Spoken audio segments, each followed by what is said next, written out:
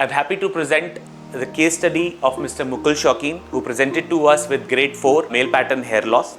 And to cover his baldness, we planned around 4,000 grafts in a single session of a single day, which was about 6 to 8 hours. And has kindly agreed to share his journey with all of you. So here it goes. So that's him, Mr. Mukul Shaukin, already a good looking guy, but struggling with hair loss and male pattern baldness.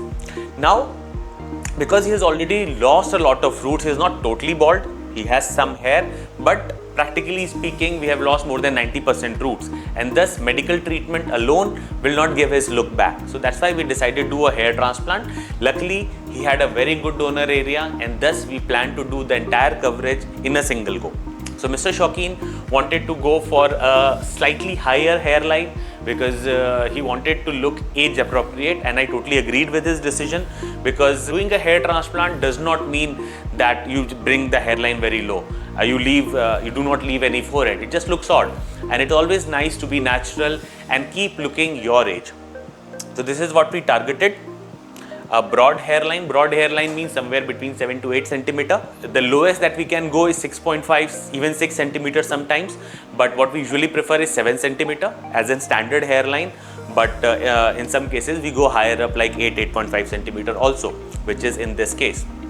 So this is what we planned. We did around 4,000 grafts, but if you see this picture, you will not see a lot of hair. Why so? Because hair transplant takes time to mature. There's a phase called the shedding phase that comes after a hair transplant. Usually starts at about 2 weeks, 15 days, and lasts for up to 45 days.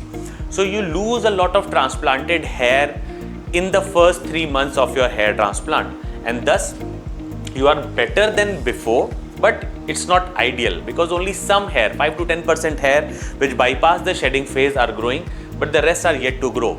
But when we cut it to 9 months, you will see a much fuller look, because after 3 months, the new growth starts, and every month there is a 10 to 15% growth. That means that at the end of 9 months, you get a 65 to 80% result depending on the initial shedding that you had. If you had lesser shedding, the results will be faster. If you had a lot of shedding, the results will be slower. The end result will remain unchanged. At Medlinks, we usually get a 95% yield, which means that if I have planted 100 grafts, eventually at the end of 12 to 15 months, 95 of these hair will grow. Anything less than that is suboptimal, and we do free corrections in rare cases that we get, where we get less than 95% yield. But here in the case of Mukul Shaukin, like 99% of our patients, we get a very good yield at the end of 9 months. So now we have seen the front, the results, but the status of the donor area after a hair transplant is also one of the frequently asked questions. And by the means of this little set of photos, I'll try to explain you how we do the extraction and how it looks later 6 to 9 months after the hair transplant.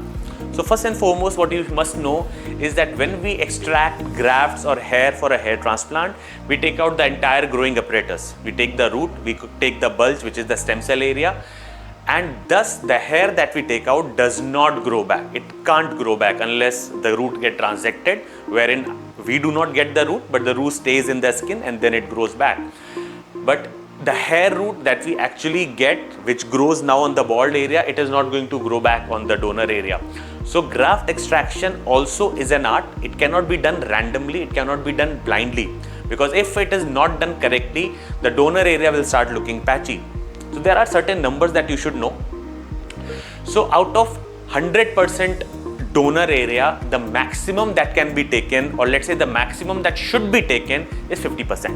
So if somebody has 10,000 grafts, the maximum that should be taken is 5,000 grafts from that donor area. And also it is recommended that this 50% should not be taken in a single go. In one go, 30, 35, maximum 40% should be taken. 30% is a conservative number and 40% is the highest aggressive number. 30 to 40% is the range that we want to keep in your first hair transplant.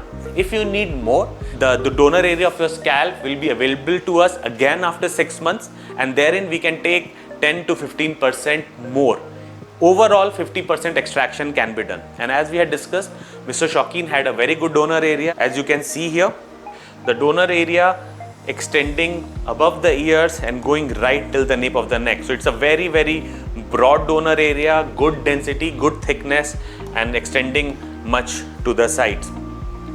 So we extracted all over. So now if you see here, the extraction has been done uniformly everywhere. We have not concentrated on one area.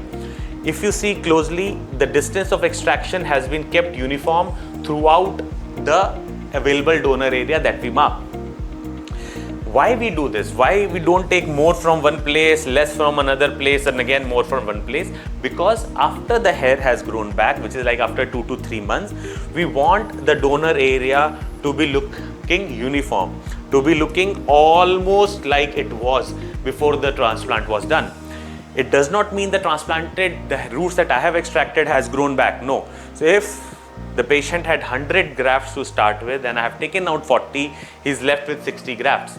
But it has been extracted in a way that extraction is not visible to the naked eye. Things look uniform. There is no visible loss of density. There is no patchiness, and the patient has the freedom of even keeping the hair a bit shorter than this. That is the beauty of a good hair transplant. So many patients ask us that जिस area से बाल निकाल लिया वो तो दोबारा आएगा नहीं. I'll rephrase that. जो बाल निकाल लिया वो बाल दोबारा नहीं आएगा, बट उस एरिया में हमने दूर दूर बाल निकालने हैं सो दैट उस एरिया में इतने बाल वापस ग्रो हो जाएं जिससे जो हमने जो वूंड क्रिएट किया है वो अच्छे से कवर हो जाए. We'll also try to show you his combing video of his donor area to show to you, to prove to you that the scars of the extraction are not really visible. We cannot call it scarless. Scarless is a wrong word to be used in a hair transplant procedure, but the scars are so tiny, they are so minimal that they are not visible to the naked eye. They do not make the donor area look very bad or something that has been worked on, chopped on. So this is where again our tools and expertise comes in. So a person like Mr. Shaukin who had thick hair, we use 0.8 mm grafts. Sometimes we have really thick hair, 4 head, 5 head grafts. Then we even use 0.9 mm on the juicy areas. And then we even use in the same patient 0.7 mm for hair that we take from the sides above the ear, the single head graft that we want to use on the hairline to make the hairline look softer and more natural. And when we take out beard hair, when we take out body hair, we do not want even, slightest of scars because on the face it's visible.